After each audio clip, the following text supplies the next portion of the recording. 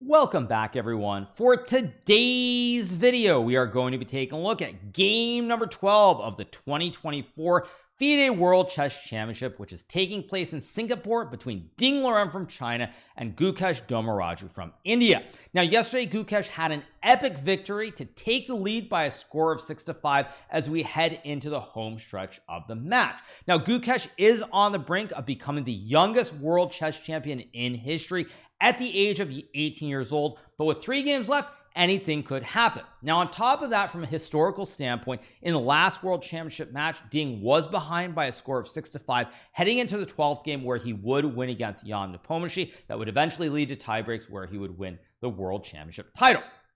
So 3 games left. Gukesh has 1 game with white, 2 games with black. If he can survive the 2 games with the black pieces, he will achieve his dream. All right, so let's get right into the action. We have Ding with the white pieces, and the game starts out with the move c4. After c4, we now get the move e6 being played by Gukesh.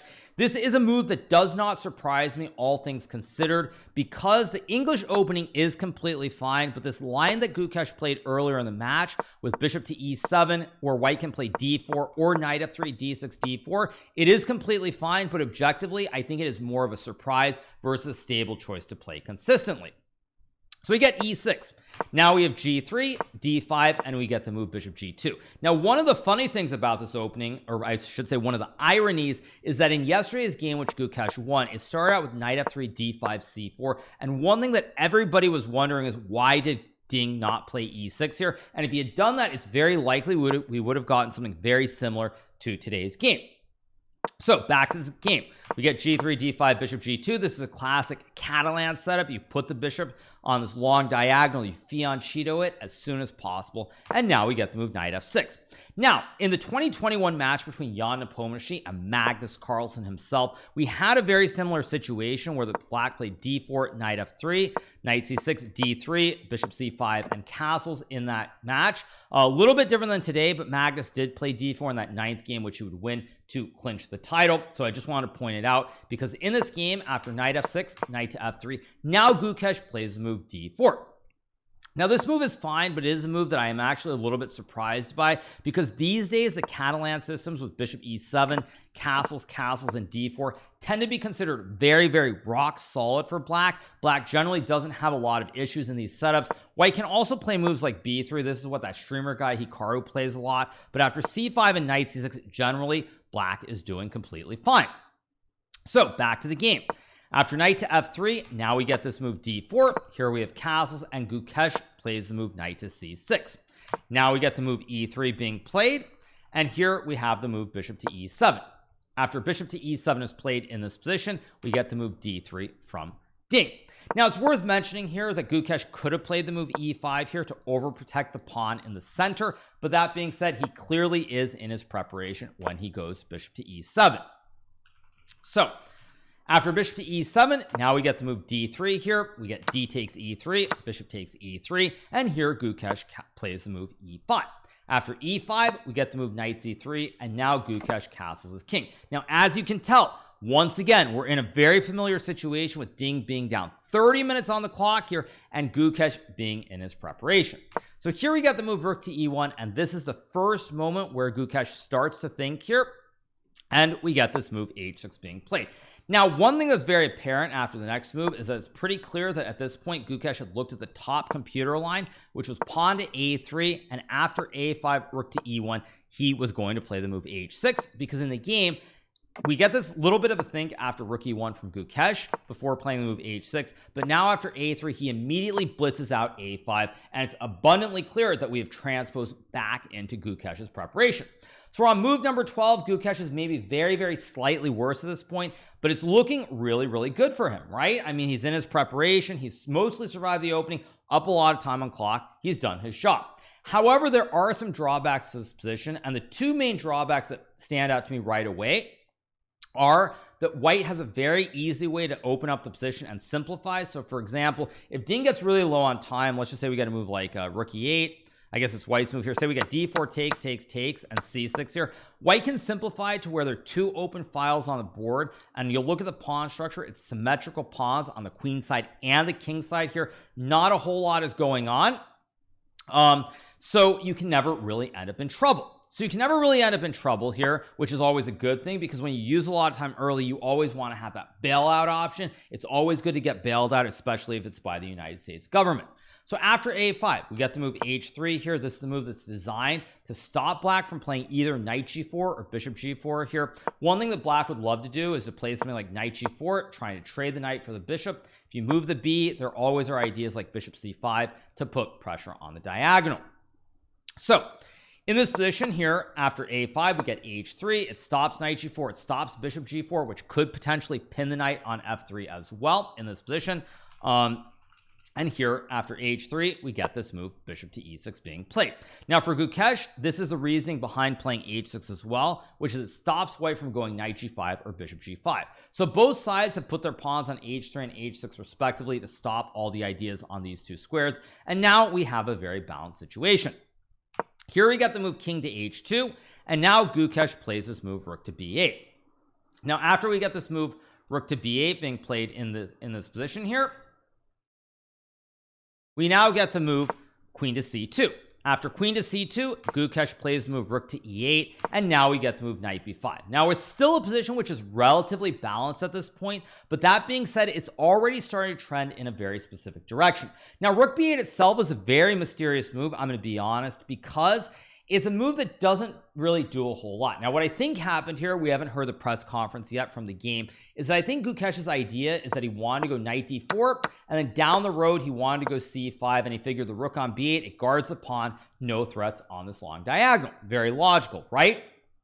But the problem is now after queen c2 and rook to e8, we get the move knight b5, and it's starting to go the wrong way. One line I want to point out here that could have occurred was knight to d4, and after takes knight b5 and c5, white should probably sack the rook with rook takes bishop, and after takes and queen to e2, even though white is down a rook for a horse here, white is doing very well because the pawn on e6 is super weak. There also are some weak squares around the king on g8 as well.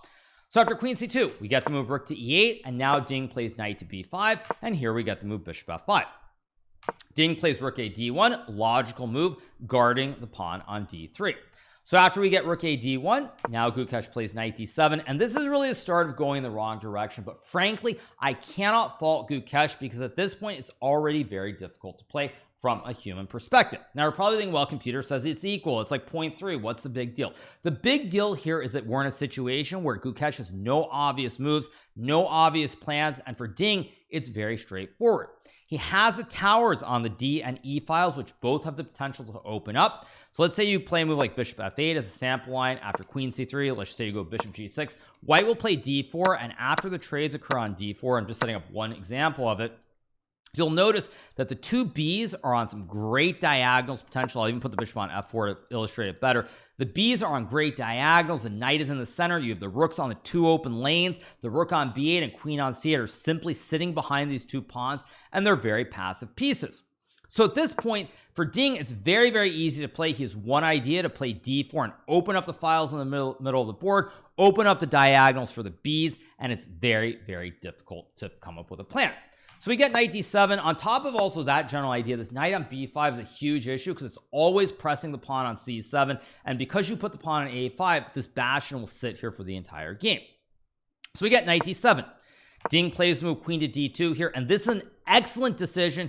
Ding uses quite a bit of time, 16 minutes before playing this move, but this is an all-star move, and this shows that one of the things that I was thinking about before this game began is that there's a good saying that is someone who has nothing to lose is at their most dangerous. And in this match, or in this game I should say, Ding is in that situation. He's already down by 1 point. It doesn't matter if he loses this game, loses however many games. He is behind. He has the option to go all in. He is basically freed by the match situation, and when you're in that situation, it's a lot easier to play. So we get queen d2.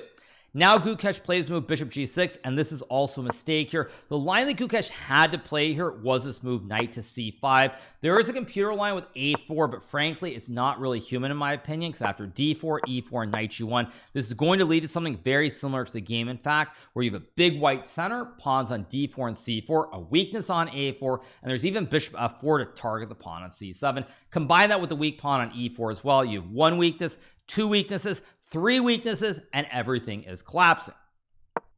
So knight c5 was really the critical move here. Now you will notice from the clock here, Gukesh was up 20 minutes on this move. He spends a bunch of time before playing his next move. This is probably a move that he rejected because I think ultimately he looked at this line that could have occurred in the game with d4, knight to d3, attacking the tower, d5, white sacks the rook, you take with the queen, and after knight d4 takes, attack the bishop, bishop goes, you take the pawn, and after bishop to f6 and c5 here, white has a horse and 2 pawns for the very passive rook on b8, and white is a little bit better.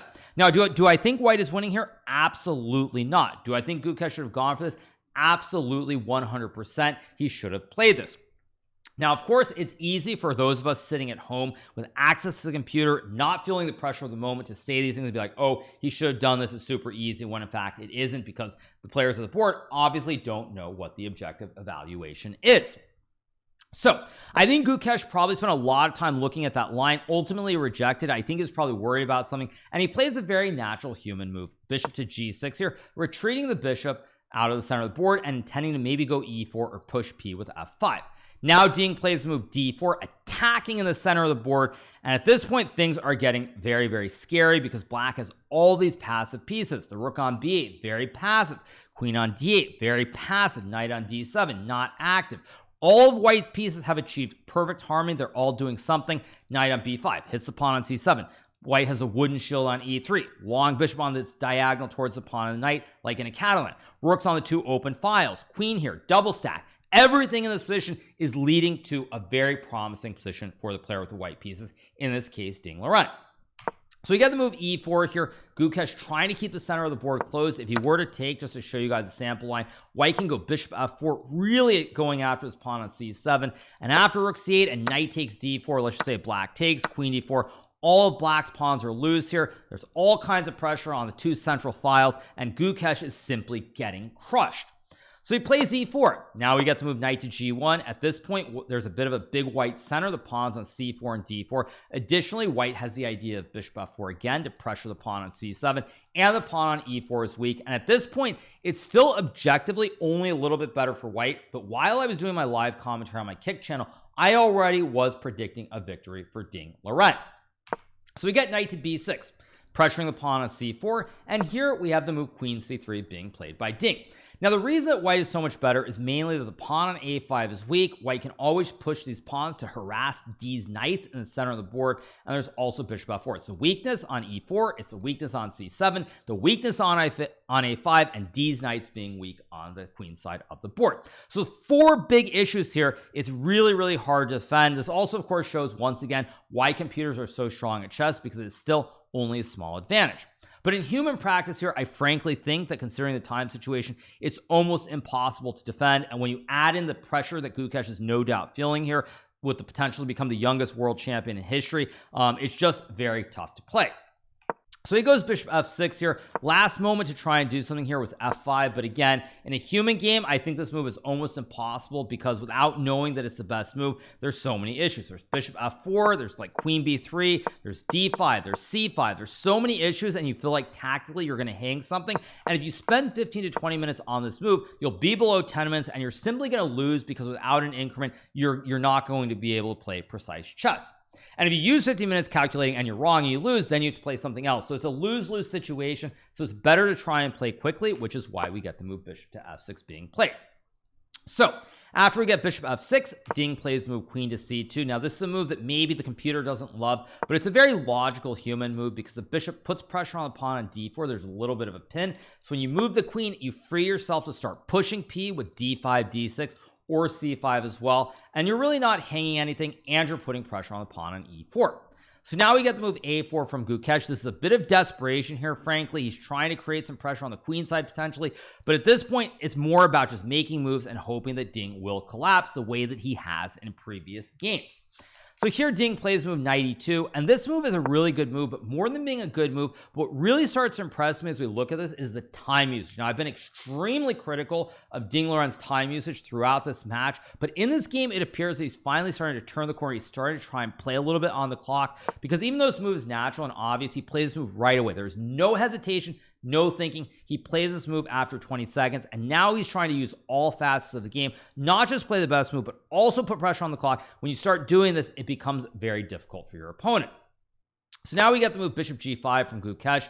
This is a blunder, after which black is in serious trouble, but already here it's very hard to play. Computer wants knight to a5, and after c5 you have knight b c4 here. Frankly, after knight f4 attacking the bishop, black can move the bishop here. If you were to take the pawn on a4, for example, there's c6, which gets very tricky with the knights being guarded and all kinds of forks here. But you can simply go bishop f1, and after takes, the pawn on a4 is weak. If you get knight b3 and bishop c4, suddenly there's massive pressure on this diagonal. There's rook f1, and black is losing very, very badly.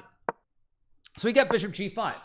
Now we have the move knight to f4 from Ding, and this is a critical move here because Ding has seen the boogeyman a lot in this match at times, and this is a move where you could very easily see the boogeyman. You can see takes e3, and you're like, uh-oh, there's a fossil, the queen's under attack, pawn's under attack, something bad's gonna happen in the center of the board. But Ding is classically Ding chilling at this moment, and luckily for him, there isn't a whole lot to calculate after e3 queen e2, because after takes, pawn on c7 is super weak. Let's just say black were to trade the rooks and go rook c8 to guard this pawn here. Now white can play d5, knight a5, and you play bishop takes pawn, rook takes, queen takes knight, and now white is winning in an endgame. So here we get rook c8 right away from Gukesh, and now we have the move queen c3 from Ding. Now this is a vintage move, queen c3 here, once again dodging the fossils, but also setting up a nasty idea, which is to play d5 here, after which black cannot put this knight on the e5 square. So here we got the move knight b8, and this is a desperation move from Gukesh. He spends 6 minutes before playing it. At this point, the only move to maybe try and keep some hope alive is f6, because after d5, now you can put the knight on e5, and after d6 c5, probably from a human perspective, you would get d7, forking the rooks, and after knight takes pawn, you refork them with the horse. You'll win some material, and you should win the game, but the show goes on. Whereas the actual best computer line is frankly not human. I don't think anybody would play it, which is to trade on e4, sack the rook with takes, and then queen f3 here, winning the pawn on b7, and white is winning the game. Now, will this happen? Almost certainly not, but I just feel like I should show it anyway. So here Gukesh spends 6 minutes. He plays the move knight to b8 here, and this is a move that effectively loses the game on the spot. But it's very interesting to note that at this point Ding is up 10 minutes. There are many ways to win the game, but ultimately he plays this move d5. Now I don't know if there's a style points or if Ding missed a move which wins the rook here, but either way it is still very strong. But I should point out that knight to a7 would trap this rook on c8. There are no squares available, and after knight d7, takes and f3 with the 2 towers on these files, the diagonals opening for the light square, or for the white bees, white will win the game. Instead we get d5. Now Gukesh plays queen d7, and here we get d6. Ding is thrusting with his pawn, pushing p up the board here, and Gukesh plays c5. If he were to take the pawn here, there are many ways to win. There's knight d6, forking D's rooks. You also have rook d6, attacking the queen and the knight and winning a ton of material as well. At any rate, you can't allow this, so we get c5. After c5, we get knight to c7 here, attacking the rook, and now Gukesh plays the move rook f8. Here Ding takes the juicer on e4, we get knight to c6, and now we have the move bishop g2, and at this point the dust has settled here. Ding is simply up a pawn. It is a very far past pawn on d6. You have the 2 b's, you have the rooks on the 2 files which can open up here, and at this point, barring some sort of epic collapse from Ding, we are going to have a tied match after 12 games with a score of 6-6. So after bishop to g2, we get the move rook c d8 being played here, and now we have this move knight to d5. Now this is a move that I really like. It's not the absolute top computer move, but what it's doing is it is simplifying the position into a situation where there is 0 risk and it's just going to be a long-term win. So now we get knight takes knight, here we get pawn takes, and here in this position, after pawn takes d5 here, we now get this move knight to d4. After knight to d4 is played here in this position, sorry, 1 second. Give me 1 second, you guys. Sorry. Or not knight to d4. Sorry, we get this move knight to b8 being played. After knight to b8 is played, now we get the move queen takes c5, and here we have the move rook to c8 here by Gukesh. Now Gukesh is hoping that he can put the knight on d7, set up some kind of fortress at this point, but frankly, it's just not happening. After rook to c8, now we get the move queen to d4 being played, and here Gukesh goes knight to a6. Now it's already a spot where Gukesh could resign. He is simply down 2 pawns in the center of the board. White is going to create the kebab with rook to e7, and all hope is lost. But again, probably want to play a few more moves, just try and hope for some kind of miracle. So we get the move knight to a6. After knight a6, we get the move rook to e7. The kebab is in play, and now we have queen b5. After queen b5, we get d7 here. Ding continuing to push his P and be relentless, and here we get this move, rook to c4. After rook to c4 is played, we get queen to e3, and now we have rook c2. Last ditch effort from Gukesh to maybe create his own kebab, some pressure towards the white king, but with his pawn on d7 so far up the board, it is all for naught. So after rook c2, we get bishop to d6 being played, and here we have the move f6 from Gukesh. This is just a move he plays simply to try and do something here. If you were to play a move like queen takes b2, after rook to e8, you have the pass pawn on d7, you're winning the rook. Let's just say rook f2 takes here. You can do a Botez gambit, sack the queen, create a new queen, and now you're up 2 towers here, and it's all over. So with this threat of rook to e8 looming in the position, Gukesh decides to play f6, just trying to stop rook e8 because the bishop and the rook cover the square. But now Ding decides to finish the game in classic meme fashion here. He sacks the rook with rook takes pawn, and here Gukesh resigns because after king to h8, I take on h6, and queen h7 is simply checkmate here. And if you take the rook on g7, I can take your rook with check. If you take the bishop, I create a new queen. Now with D's queens, I'm checkmating very easily here. And if you play a move like, I don't know, king g8, for example, you can queen, or even queen h6 with queen g7. Classic lolly checkmate looming as well. All roads lead to Rome.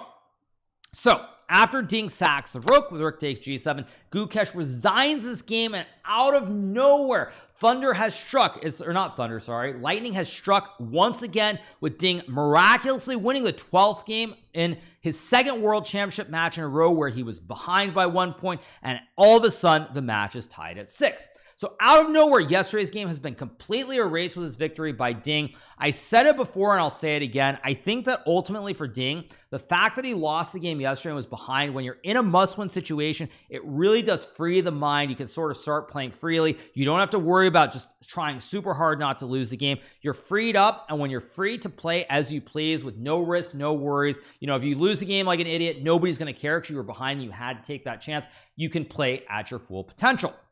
So for Ding, this is a massive victory for him. He is very much back in the match now. Who knows what's going to happen, frankly, after this game, but the pressure once again flips tremendously from Ding to Gukesh now, where Gukesh thought he had the match won, but now he's going to have to try and win a second game in a row with the white piece. If he doesn't win, then Ding has a choice of making a draw in the last game or trying to win it all in regulation. But at any rate, it is a huge shocker, and this match has been providing us with so many surprises, and we really, really look forward to the next couple of games. So really exciting stuff, definitely unexpected, but from Ding's perspective, he shows why he is the world champion, how capable he is when he just puts it together. And so I think everybody is really excited as we head into the home stretch with the final 2 games. But that is going to be it for right now, you guys. So I hope you have enjoyed my recap from the 12th game of the 2024 FIDE World Chess Championship being held in Singapore between Ding Liren from China and Gukesh Dommaraju from India. If you're not already subscribed to the channel, make sure that you smash that subscribe button below, and we'll be back with some more recaps, press conferences, and everything